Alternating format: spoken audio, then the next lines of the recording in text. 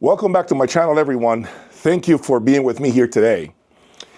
It's been a while since I've had fun with my system, and I wanted to make this video to do exactly that, to have fun with it, to have fun with my system and with you all. But before I get started, please make sure you check out my website, jaysaudiolab.com, for some good deals on high-end audio components like what you see here behind me. I always have something for all of you. And if you have any interest, please make sure you check out my members only section with more exclusive content that I cannot release here on YouTube. I promise you, it is going to be worth your money. There is so much more information that you need to be aware of before you make that next purchase, that next expensive purchase. All right? So, without any further delay, let's talk about today's video.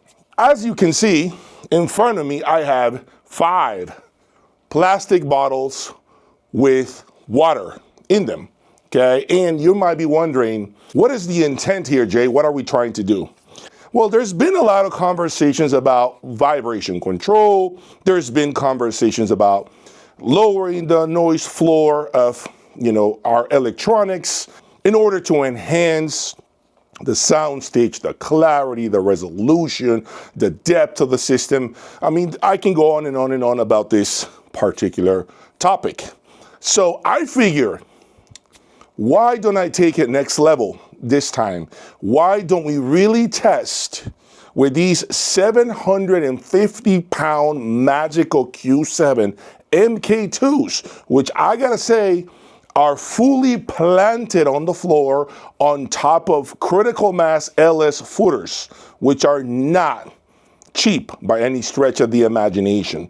Now, if you know anything about footers definitely add much more performance to your loudspeakers because they are supposed to decouple the speakers from the ground, from the floor, from the foundation of your particular room. I did the homework already. I have had these on top of these critical mass footers, and I gotta tell you, I can barely move these animals, okay? They're fully planted. I have already done my homework, pushing on them to make sure they don't move anywhere. And as you can see, of course, behind me, the rest of my electronics are on top of Artisania audio stands, which essentially do the same thing on electronics. I have been playing on and off with my system throughout the last 24 hours, trying to push my system pretty much above normal levels for me in order to see if the water inside these bottles moves at any point. So what we're gonna do, okay, what we're gonna do is play an album from 1994, which I have played in the past. This is the type of album that you used to play way back when through your car stereos. So I also decided to play this particular album because there isn't really a copy strike on YouTube for me using it. So it's perfect, okay? I'm absolutely pumped to bring this to you. Warning, okay, warning. I gotta say it for the complainers, those of you who always have a problem with anything, okay? This is not Frank Sinatra music. This is not Adele. This is not elevator music. This is not funeral music that we are all accustomed to listening to at shows or maybe even in your space. This is music that's designed to essentially torture these woofers, okay? It's music designed to really push speakers to greater heights, okay? So don't complain, don't leave nasty comments, all right? If you hate the music, grab your phone and turn it down, okay? That's why you have a volume on your phone. I have to crank things up in here to see if there is any sort of interaction with these water bottles, okay? Not only are we gonna do that with the speakers, we're also gonna grab the water bottles and place them on top of the Apex stereos to see if there's any sort of movement, and on top of my electronics right behind me. So we're gonna have fun with this exercise. I repeat, no complainers here. I don't wanna hear it, okay? And after this is done, I'm gonna come back and discuss this even further with you all. So let's get started. The intent is to play this music at approximately 90 dBs. I hope you all are hitting the like button and subscribing and checking out my website, jaysaudiolab.com. So without any further delays, let's get this going. I'm going to crank up the commander to 54, to volume level 54, which is approximately 90 decibels, folks. 90 decibels, okay? I hope you all enjoy it. Let's have fun with this. Get ready. I warn you, you might want to turn your volume down.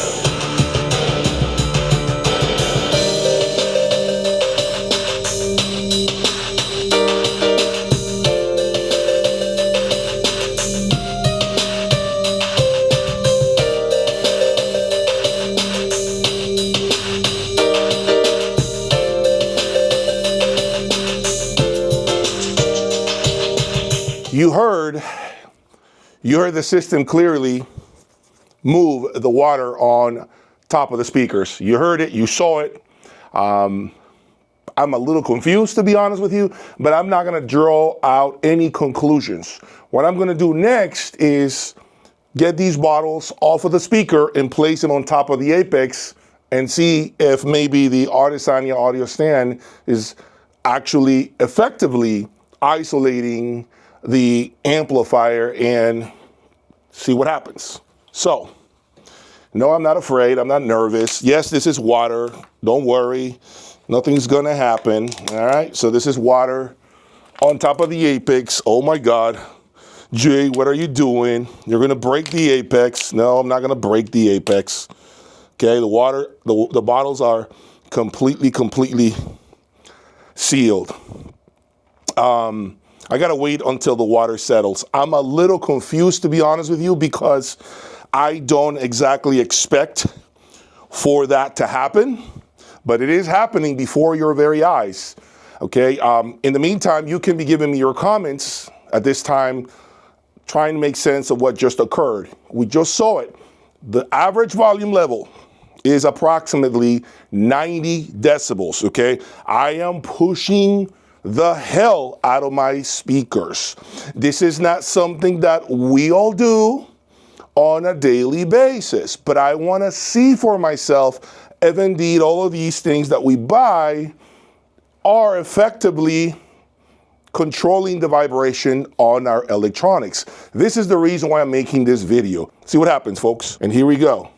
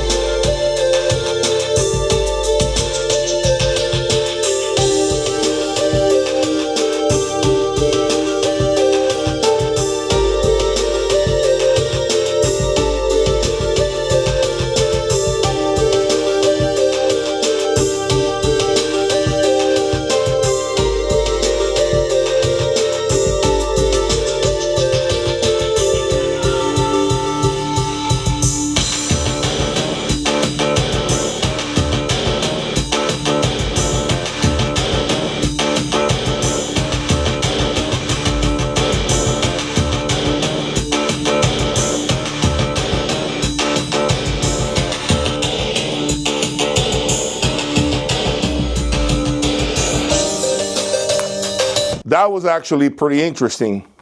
So these 4 bottles, right here and right here, didn't really move. The one in the middle that's seated on top of the heat sinks seemed to be moving a little bit, although not much.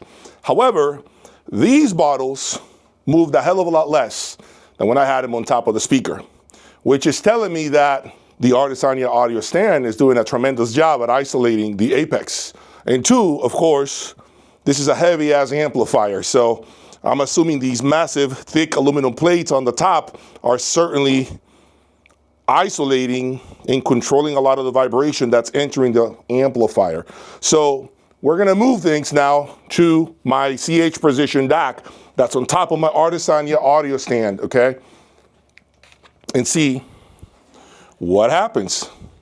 I think a lot of you are liking this video, so hopefully if this video does well, I'll continue to do a lot crazier stuff like this.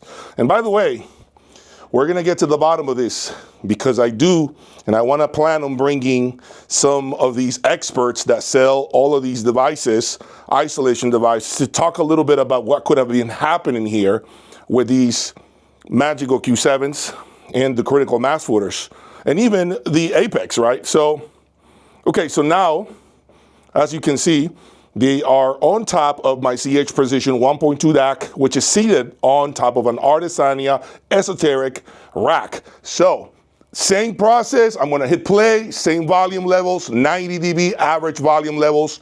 Here we go.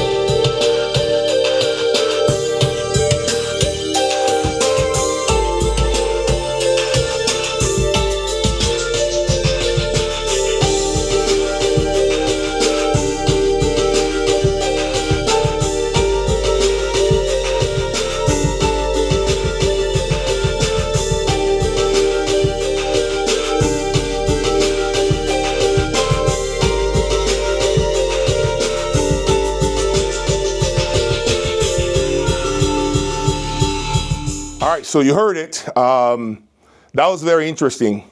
I didn't see any sort of movement per se, a lot of movement anyhow, on the CH Precision 1.2 DAC, which is telling me that this esoteric rack is doing a tremendous job at isolating the component that's sitting on top of it.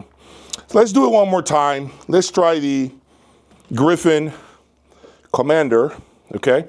All right, so I'm okay with it. Let's hit play.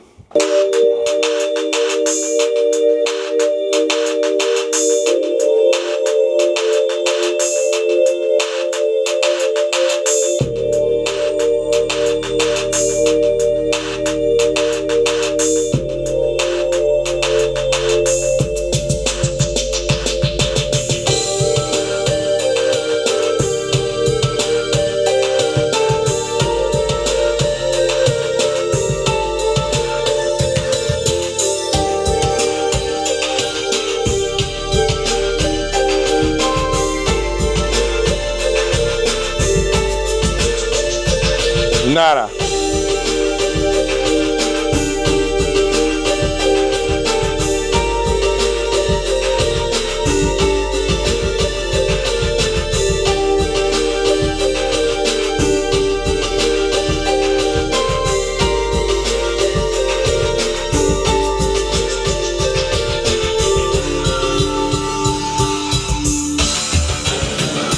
Okay, so we didn't see any movement at all on top of the Commander. So that's great. That's good to know. And we are going to do the final test. Why don't we do it on the speaker here? On the final test that we're going to do. Let's do it on this speaker. See what happens. And then we will draw out some conclusions. Hopefully, we'll come up with some potential answers to this. Educated answers, that is. So we're going to do the same thing with this speaker, okay?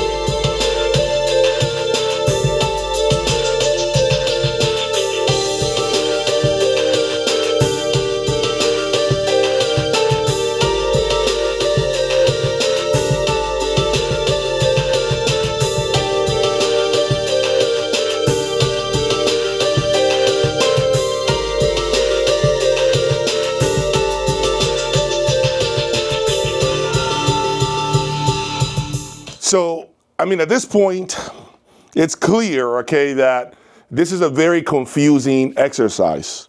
We all spend thousands of dollars to mitigate vibration, to isolate our components, to extract every bit of performance that we can get out of our systems. Yet, you have just seen before your very eyes that that isn't always the case. However, I have a couple of hypotheses as far as what I think could be the issue. One, could it be the fact that we have airborne vibration? Meaning, if I were to grab a piece of paper and blast in my system, and I put the paper right in front of the woofers, that paper would move due to the air.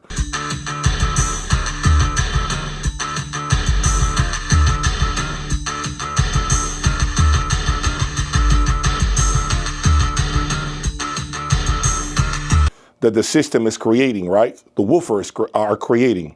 And so are we simply just seeing the water bottles right here, right, flex because of the airborne vibration? Is that what we're seeing? And maybe that's why the water is moving? That's one theory. Another theory could be the fact that these footers that I'm using at the moment are not supposed to really stop all vibration on the cabinet itself, right? I know they're supposed to block vibration from the ground and not allow for that vibration to enter the speaker, if that makes sense. I know that's one thing they're meant to do, but maybe vibration is supposed to still happen with these footers installed. I haven't gotten any clarification from Critical Mass as to how these footers really operate completely. I don't understand it, but what I have read online simply states that they are definitely supposed to decouple the speakers, and they are supposed to stop any vibration that's on the ground from entering the speaker. And then the final theory that I have, the final hypothesis that I have, could be that maybe all speakers vibrate when you crank them up loud. Doesn't matter what you do underneath them, doesn't matter what footer you use. If you crank it up hard, like I did, and you play bass heavy tracks, like I have done just now, maybe nothing really escapes vibration. Maybe you're still gonna get the speaker to vibrate. But we did not see that take place on the commander, I would say the apex, and the CH position. We really didn't see that much movement. We saw it primarily on the speaker.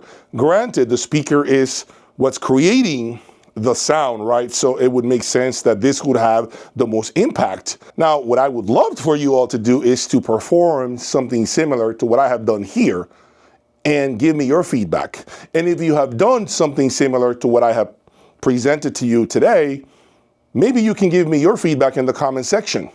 I want to know what you think it could be from those three theories that I came up with. What do you think it is? Is it the fact that the bottles are flexing because there is so much pressure in the room and that's what creates the movement of the water inside the bottles?